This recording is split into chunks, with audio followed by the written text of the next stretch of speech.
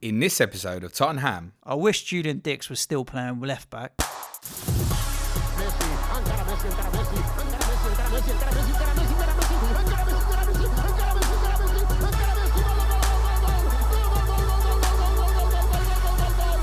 Fantasy Football Show. Hello everybody, welcome to TOT&HAM, the weekly show where James and I talk about Tottenham and West Ham. 3-2 and just scraped over the line did the Spurs at the weekend.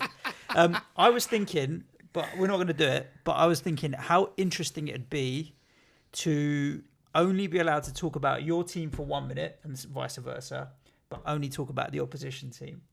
But we'll save that for another day. We can do whatever you like with this. The first thing we need to do is clarify that we are pre-recording on Monday, just in case your manager gets the boot in the next 24 hours. Not just in case, in the hope that our manager gets the boot in the next 24 hours. So many interesting bits and bobs floating around Twitter at the moment. There was a tweet that who tagged me in, I don't remember, about Sean Dyche has put his name forward for the job. I don't know how he's gone about doing that when the job's not available. Is he fucking nuts? Well, I said he's made of iron and he talks like he's chewing iron all the time, so maybe that's not such a bad shout. But then if you look on the BBC's website, they're saying Chris Hughton and Rafa Benitez, which is a couple Chris Hughton? Yeah. But I mean, that's the rumour page on the BBC website. PlanetFPL derby weekend, we lost, they won.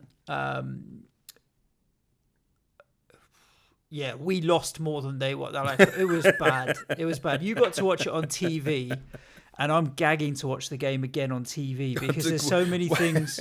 Why would you sit through that again? I think you get a very different perspective on things when you watch on TV than when you're actually in the stadium. It's true. There's a lot of things like that annoyed me at the weekend that we can talk about that you probably wouldn't have seen on TV because they give you replays and things like that. So the whole pace of the game is it's a different experience watching on TV than being inside the ground.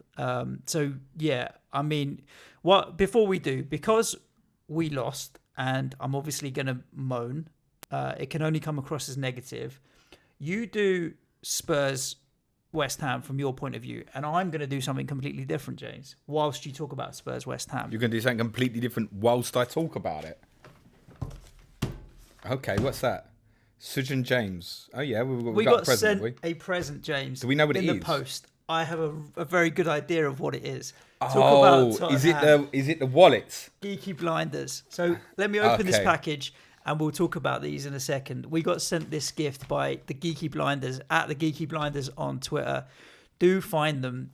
We've tweeted pictures of these already and we haven't opened them. Literally just turned up. You better open it because if it ain't the minutes. fucking wallet, it's going to look stupid. Nah, I mean, come on. What else could it be in this shape and size? And it's got their sticker on the back as well. So he's a gooner, right? So the wallets of Harry Kane in an England shirt, in a red England shirt. And I was like, Mom, what are you doing? He's like, also, I'm a gooner. It's a compromise. They get leather goods and they customise them. And he's talking about some trainers, PlanetFPL trainers. PlanetFPL trainers? Yeah. I'm not sure that's going to take off. Well, I think it'd only be you and me that wear them. While I open this, right, tell me your Spurs opinion on the Ham. game. Yeah. Okay, to start with, I'll try and be a little bit objective about this. We have to be objective, as objective as we can. Yeah, well, try and take the emotion out. I used the word after the game to describe West Ham in one word: pathetic. Mm-hmm. That was the word that sprung to mind most. I thought you were like shockingly atrocious, so bad. We played Colchester in September. I'm not sure that you were better than them. I mean, they beat us, in fairness. This was very, very easy. Very, very easy. We completely dominated the first 55 to 60 minutes of the game. I mean, he was lucky to get to that point at 3-0 down. I think we reverted to a Mourinho type as such and went quite defensive to make sure that we won the game, which in the end was job done. From a Spurs perspective, I don't read too much into this because I just think West Ham were that bad. But from an opening game perspective, yeah, really pleased. I couldn't have asked too much more from that. That first hour was very good. It was the best we played away from home in a sustained period like that since the Everton game in December last year. And there were many pluses. The biggest of all was Dele Alli's positioning, in the fact that he basically played centre forward rather than kind of from a stationary standing still position, was coming off of, as proven by the first goal, coming off the front men to fill into a hole which Declan Rice has to cover a lot of ground there for West Ham, and Ali positionally ruined you. It might not have had the deciding factor. I mean, people talk about obviously the cheeky flick for the second goal. I loved the first goal. It's something that Pochettino's been trying to work on with Tottenham for probably 18 months or so and not really got the benefit of it, which is that pass from a central midfield area in between lines and then turning at a back four, which was proven by Winks' pass to Ali and then to Son. Goalkeeper for you is...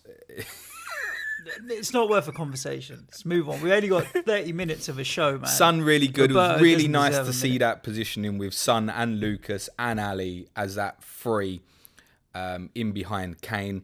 Kane had his most touches in a game for quite some time. I thought he was really involved. It was nice to see.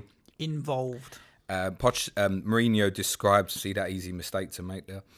Mourinho described the midfield two as one positional one passer. I spoke on Friday's Final Plan about my expectation that he would put Eric Dyer back into midfield as an enforcer. Quality-wise, still very much missing, but gives, as a stationary positioner, not trying to press the ball, just sitting in front of the back four, does a job that makes us better defensively. There was mass concern, I think, amongst Spurs fans of what would happen with Harry Winks. This was a good start for him. I think Winks and Dyer is probably the best pairing currently until Ndombele can show serious levels of fitness. Fullbacks did okay. I thought Serge Aurier actually played all right. He crossed for the third goal was great. I thought he was aggressive in the right way in the first half, although still has moments of shocking concentration. And the two centre-halves were decent. I was really impressed with Sanchez in the second half. It felt like every ball that came into our box he cleared, so I think it's one that Mourinho will like. I looked at... There was a lot of talk about Tottenham bypassing the midfield and going forward a bit more. I saw no change in this from previous away games. I looked at the amount of long balls Spurs played in this fixture and the fixture at Everton a couple of weeks ago, and there's next to no difference in it. The only thing I found was they were bypassing the passing midfield unless it was 100% safe. So if Alderweireld or Sanchez were into a channel, there wasn't any fault to try and play a short pass. It was, okay, we're going to get it forward. And essentially Spurs played with two teams, a defensive six and an attacking four. And the attacking four really did some damage. Thoughts on West Ham? Pathetic. Or there's no thoughts? Like, atrocious. I mean, even if you take the first goal, which I've said, obviously, that's a pass that Pochettino's Spurs were looking for, that pass in between the lines that Winks plays to Ali. The ball goes into Haller in the channel, and Alderweireld just steps in front of him. That's your target man forward. Pathetic. Was he on the pitch? He was winning most of the headers against your guys. He was does. winning, but I the think problem he's won the... they're pointless. I think he's won the most aerials in the league this season, Haller. Yeah. Does he do anything else? He hasn't. This is the problem, right? When we had a three, like Yarmolenko on one side, Snodgrass on the other, and Haller, they're just so static. Like, he doesn't move, right? So he's spending all of his time playing from the edge of the penalty box, in between the edge of the penalty box and the halfway line, winning headers. When he's facing goal, he's got nothing. When he's got his back to goal, he's got plenty. In and around the 6-yard box, he can finish, but then he's just, other than the start of the season, he's not had the opportunity to. Here we go. We've unwrapped these. You've got a red Harry Kane. I think the problem with these guys at Geeky Blinders is they reckon these wallets are so big they think we've got loads of cash to fill them up with. We ain't making any money out of PlanetFPL, mate. To be fair. I need to win the lottery to fill it up, but I do love Dixie. It's very cool, actually. Let's leave them here. It is good. And they're personalised. Mine's got Serge, yours has got James. There we go. No, they're cool. Really we kind. Like Thank you. Kind of you. Appreciate it. Hey, stop avoiding the subject. We'll give you a nice little tweet out. Look, there's not a lot you can read into the the performance because West Ham were that bad. Do you remember when we had Turfy Topper on last week, and the question I asked him, was it that easy for you? Yes. And so you said exactly the same thing, right? The problem is the ease with which teams are beating us. I don't think that the full first 60 minutes was that bad. From my point of view, the first 20-25 was just in Spurs' favour. There was still a couple of chances, but it wasn't. I don't think either side were free flowing. I mean, I don't think the game overall was a good game in any sense. What happened against Newcastle and Sheffield United plenty of times is that the speed with which we've conceded a goal. People are now already tweeting me. Is it? No, it's not. Just checking whether Pellegrini had been sacked. It happened against Man City as well. We were still at 0-0, and then the speed with which Kyle Walker got down the right, crossed it in, and they scored, and the speed with which Son had put the ball in the back of the net was like, hang on, nothing's happening here. Quiet, slow, bang, goal, and you're 1-0 down, and then straight after that 2-0 down. It's like a knife through butter, and when it happens, we're shell shocked, and then there's no recovery. There's no coming back from it. It's not that you're dominating the game. It's the ease with which in 10 seconds we've conceded, or in 10 minutes we've conceded 2. That was what was particularly disappointing. You described us as pathetic. The way I see it, it's like an under-8s team, mate. They can't pass the ball to each other. People are chasing the ball, hands in the air.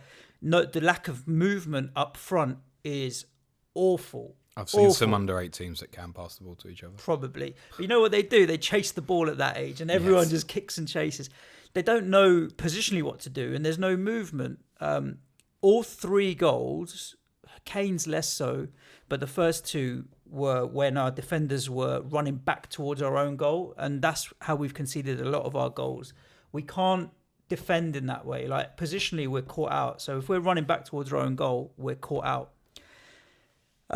So ultimately, it doesn't change the fact that we were bad and we are at real risk of getting relegated this year. Real risk of. Is that open again now? Seriously, we're at risk of getting relegated this year, because tell me, from what you saw, where's the change? Okay, there are. I think there are 3 teams in the league worse than you. So we'll get away with it. Yeah, we'll get away with it. Roberto doesn't. I would say it doesn't worth mentioning. There's something to be said about how many goals we conceded. 5 in the first game, fine, it's City, but after that we conceded 2 or 3 goals. 14 in the last 7. If you're conceding 14 goals in 7 games, that's an average of 2 per game. You got to score 2 just to draw. Just to draw, we've got to be. We're giving ourselves a deficit. So Flappy can't come back quick enough. There's talk about Butland and loaning him and trying to get a deal off Stoke, but it's going to cost a few quid. And it's only you got 8-9 games between now and January, mate. Is that? I thought Flappy was 4 or 5. What, away? Back. Yeah, I don't think he'll be back before the new year, mate. I thought it was a month. But either way, it's bad, whatever it is. Having said that, then it wasn't that enjoyable a game from minute 55 till about 75. I could have had a kip, mate. Could have honestly had a kip. Yeah, Tottenham shut the game down. It was boring, absolutely boring. And then it's minute 75. Okay, Antonio was trying to do bits when he came on. He looked the best player that we had. Suddenly we're like, okay, we got that goal back, and we're like, oh, hang on a second. If we put a bit of effort in and pressure in, we can do something. And there were chances in the last 15 that we had that then make you question, why have we not been doing this for 90 minutes? Exactly the same situation against Newcastle. I turn around to the fella sitting behind me. It's like, it's just too little too late again. Like, that was again 3-2, right? And the goals that we got back were very late. Why the fuck were we not doing it for 90 minutes? I'm going to say something really harsh. What? The reason you scored those goals in the games against Newcastle and again against us on Saturday, not because either side Jose allowed Mourinho's you. fatigue from an international No, I'm not break. having the fatigue. It's bollocks. I'll come back onto that in a minute. But it's certainly a dropping off. Okay, we'll sit. Yeah, teams will sit deeper and you apply pressure. Now, there is a positive to that in those 2 games, you've had a spell where you've scored 4 goals. You could even argue that Snodgrass's goal against Newcastle and Antonio's goal on Saturday had an element of similarity about them. We've scored in every game.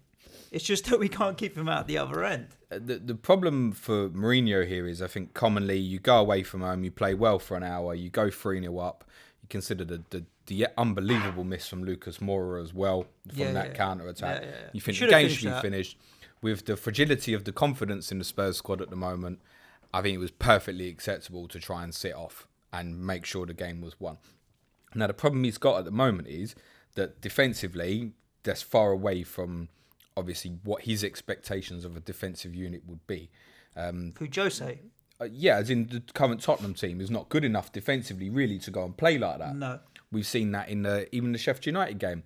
Pochettino changed late in the game to a 5-4-1. Sheffield United scored nearly straight away. Didn't matter because individually and collectively they're not good enough yet defensively. Now he'll probably improve that to the point where if that happens again in 2-3 months and we go 2-3-0 up away from home, you'd probably feel a lot more confident it will finish 2 or 3-0. At the moment, there's only one team that's conceded got less than 2 clean sheets in this league at the moment, and it's Tottenham. Mm-hmm. One clean sheet so far, mate. There's no taking away from it. I thought Michael Oliver was poor on the day. I hate dissing on referees, especially when you lose, because it can come across as if you're moaning. But I thought he was particularly poor. Give you an example, right? Harry Kane, the amount of fouls, he's the master of pushing players, just like defenders, just before the ball's coming in. But he gets away with it again and again and again. Why Michael Oliver didn't even say anything to him, or he could have easily had a yellow card before he got his second yellow card, which I thought he went into do Snodgrass because of the player that was faking injury over there. Right? It was the second time he'd done it. He'd done Fredericks at the corner flag. He does it again to Snodgrass. You're like, at what point is Michael Oliver going to do anything about it? Yeah. The other thing is the yellow card that Diop got in the beginning, right? So now you've got a centre half on a yellow card. When he was 1-on-1 against Son pulled it to the left and he hit a great shot. Roberto should have saved it. But I've seen Diop stick his long leg. He's got legs as fucking long as your whole body, mate. But he didn't dive in there because he was already on a yellow card. Nonsense. He was in the penalty box. It wouldn't have made a difference if he was on or off a yellow card. You don't know, but I don't think so. I just think these little things along the way didn't help. And then you think, like, okay, when you're already losing, you're from a negative point of view, 2 players get treated on the pitch and don't get asked to leave the pitch. Like, how is that fair or not unfair? Again, doesn't affect the result. Can you give your example? Yeah, there was Son. Yeah. He didn't come off the pitch when he'd been treated. Yeah, that's because you don't know the rules, sir. So if the opposition player's been booked, you don't have to leave the pitch. Oh, is that true? Yeah, you go. Interesting. There you go. And as I said to you this morning, because I don't think, in fairness, you've seen it back. I haven't seen it back. The Fredericks challenge on Son was orange. Yeah. It wasn't red. But you were like, feigning injury. Mate, if you'd seen what happened to his ankle, you wouldn't be saying that. Did you see there were 2 or 3 occasions where players had gone down. The second that they get up, they're fucking running around again. Now, everybody does this. Did you see Dele Alli? His amazing back heel, yeah. No. When he got subbed, coming off he came off the pitch slower than Paul Pogba takes a fucking penalty run up, mate. What about it? And Lucas Moura doing the same. It's not so much would it affect the result? It wouldn't. However, you put a tweet out last week, right, that you were numb about Mourinho coming into Spurs and Spurs had sold their soul. Yeah. I think your club are going to end up winning plenty of games under Jose Mourinho. But if that's the negative mindset and mentality that you approach into it, you're going to end up thinking, you know what? At least under Poch, Spurs were Spurs. You've always had flair players, Gaza, Ginola, and you've probably scored plenty of goals but conceded many at the other end. You're not going to enjoy watching all of that shit week in, week out. And I get it, because I think gamesmanship is part of the game. Teams do it all the time.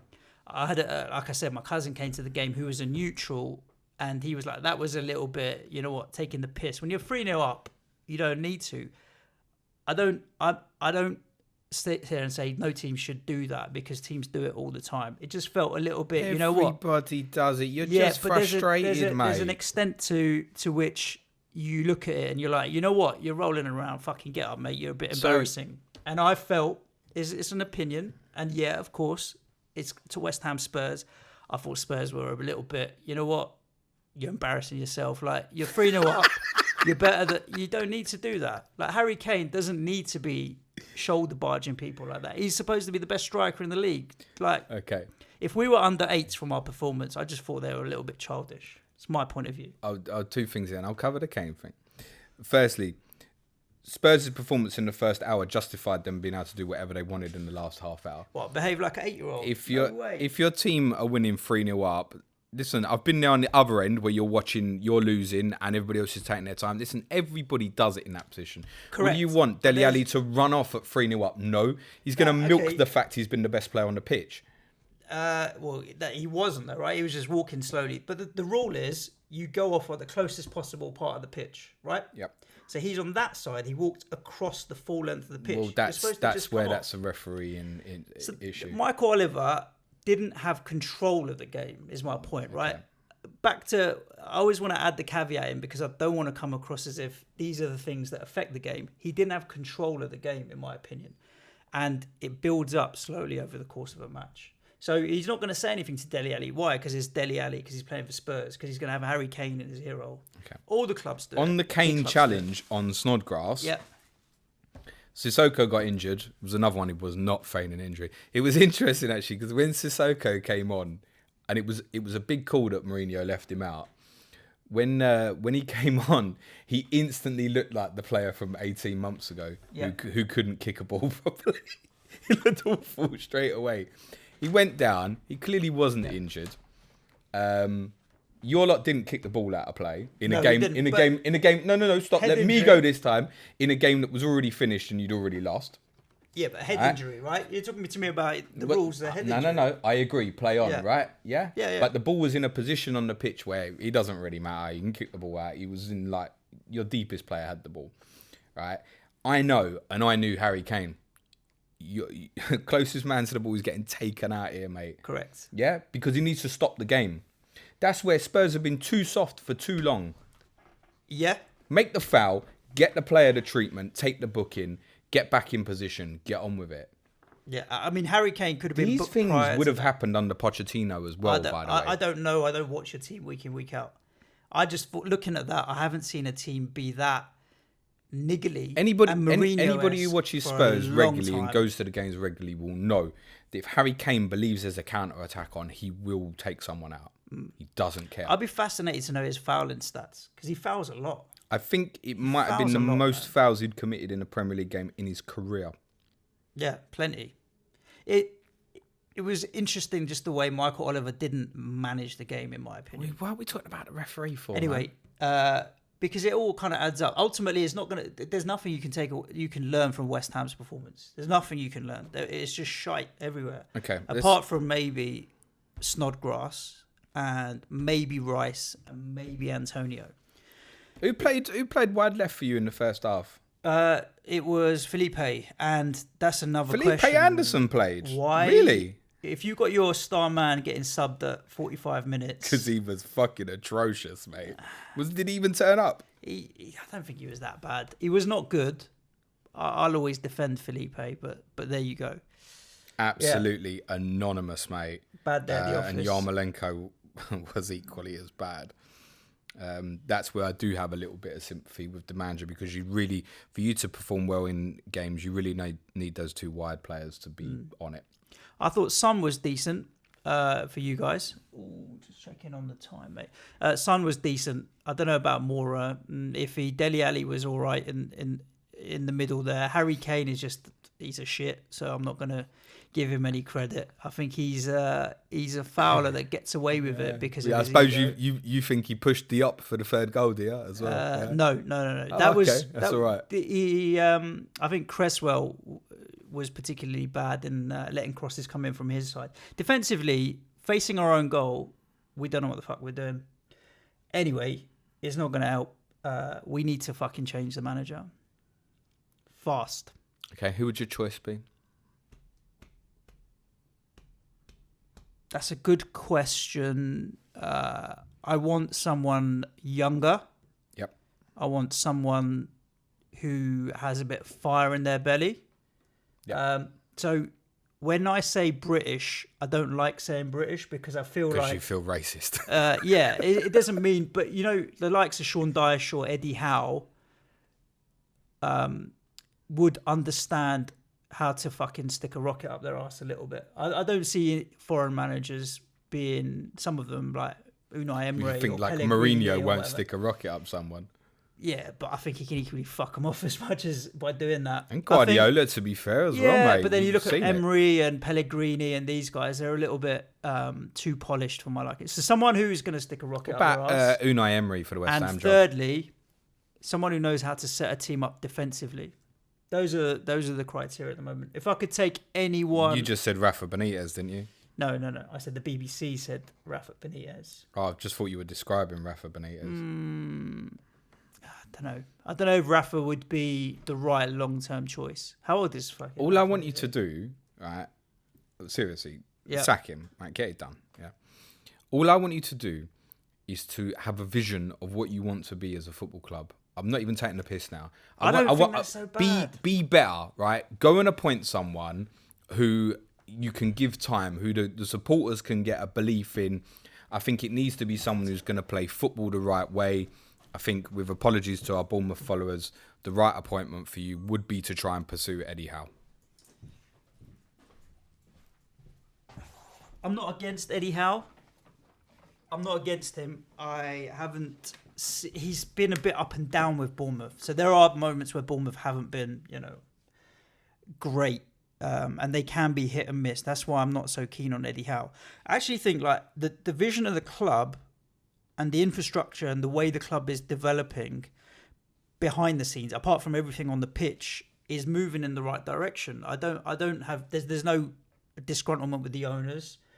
That's about to change, isn't it? I mean, no, I don't think so. If they make a So move with the manager, have they got off this time because money has been spent? Let's be honest. Yeah, I think that helps. Look, we talked about it in the People's Poll, which went out yesterday. Where's the problem? Is it manager? Is it whatever? The way that the team played, you saw it, West Ham, was it a coaching issue? If you've got your centre forward standing still and not moving, is that a coaching issue? That's what I've been saying for weeks. But it's also, it's got to be on players as well. A little bit, yeah. Yeah. A little bit, yeah. I agree with you. I think there's certain players that are trying and certain players that are not. But now we're in a fucking vicious spiral where you're nervous to make a mistake because you're going to concede a goal. Because if it hits the target, the goalkeeper ain't saving it either. Man. I mean, it's disastrous, isn't it? How bad is Martin, the fella you got from Millwall? He must be awful. I have no idea because I've never seen him play, but he must be bad to. As much as we dominated the game at the weekend, there is every case to say that if Flappy had been in goal, you might have got something out of the game. Honestly, a bad goalkeeper is such a big deal. Yeah. Yeah, I didn't feel at the end of it completely disheartened that there wasn't points to be had we played well. Sometimes you're beaten off the park and forget it. You can do what you want. The opening day of the season, 5-0 against City, we weren't getting nothing out of that game. Never. But there you go. We've been rabbiting on for half an hour, and I want this to end. All right, wrap it up then. There we go. What else is there to say? We lost, you won. Good luck under Jose. Bring it on. Who have you got tomorrow? Olympiacos. Tonight even now. Olympiacos, yeah. We'll look, genuinely, just to close on Spurs, don't read too much into that in the weekend. You need to see more. I describe Spurs pre-game for an FPL point of view as don't buy, don't sell, and I feel exactly the same about it at the moment. I can see the movements for Son, Ali, Gazaniga, Kane, even Aurea, bizarrely, already happening. Please wait. You need to see a bit more. Yeah. Yeah. Oh, one other thing I wanted to add. Go on. So whoever sits in block 204 in row 67 next to my brother, who fucking called Son a dog eater, can go fuck himself. And I've sent his seat number to fucking West Ham. Well done. Because I think if we don't do anything about it, there's plenty of chance and shit. Yeah, that's very interesting. After obviously the racism pod and I just stuff. think, you know what?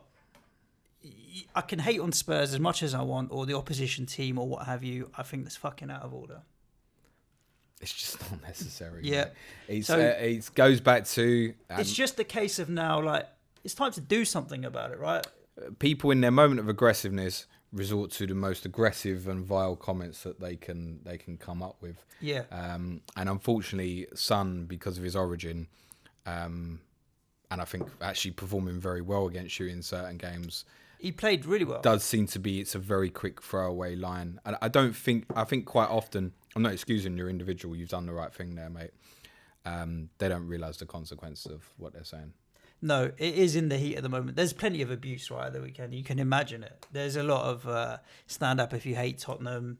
I didn't hear the Y word used, I'll be honest with you. That's entire interesting. weekend. I didn't really hear it. Maybe a couple of people saying, I hope we beat the Yids today and that kind of thing. But it wasn't a chant or a mass kind of thing. But I just thought that was out of order. So fuck you, whoever you are. That's just thought I'd chuck it in there because All right, well I done. thought we should. Well And done for I hope reporting it, mate. Other people Thank you. stand up to that kind of shit as Well, that's what needs it's to no happen. different to me fucking, I don't know, me calling you a, I don't know, roast eater. Oh, You what? calling me a curry eater. Yeah, it's just as bad, right? How's it any different? I like at a that Sunday point? roast. Yeah, I don't know what so- you've implying at there. There we go. Guys, thanks for listening to Tot&HAM. James, quickly wrap up what we've got coming up the rest of the week for people. Sky tomorrow. Yes. Really looking forward to this one. 8 captaincy options in 10 days starting from Saturday. So we're going to be looking at best captaincy options over those period. I know Suj has got some transfer planned in mind. I've got a weekend transfer I know I want to make. So we'll be discussing those points. Thursday, Clash of the Correspondents with at Foxy FPL, our Leicester correspondent, and Sean at Spirit Blues, our Everton correspondent. At the moment, we don't know if Marco Silva's in Still charge there. or not we'll in charge. find out. We will. But we'll look forward to that. It should be a really good one because Leicester and Everton really should be on one trajectory and they're on 2 different trajectories at the moment.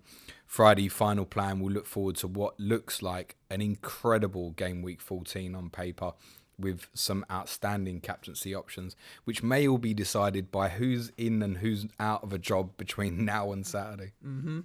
Indeed. So do stay tuned. Hit subscribe and notification bell on YouTube or on the podcasting platform of choice.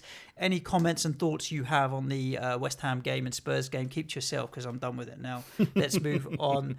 Ciao for now. And thank you again for these. Yeah, cheers. Thanks. Call you Spurs. Cue music, man, child. That's what I was waiting for.